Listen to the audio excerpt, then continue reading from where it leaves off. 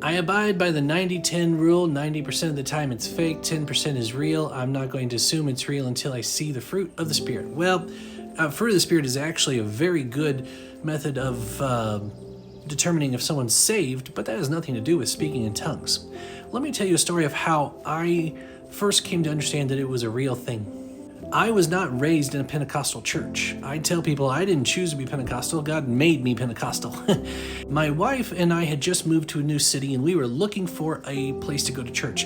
We put a bunch of churches' names in a hat and we drew one out. She decided, nah, forget the one we drew. Let's just go to this one.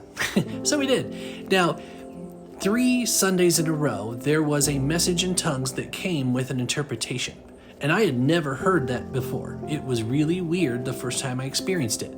All 3 Saturdays before that, my wife and I had some kind of biblical conversation, something to do with spiritual life. And all 3 Sundays after, the translation of the message had to do with exactly what we had talked about. As I've said before, one of my favorite phrases is, coincidence is the language of the Spirit.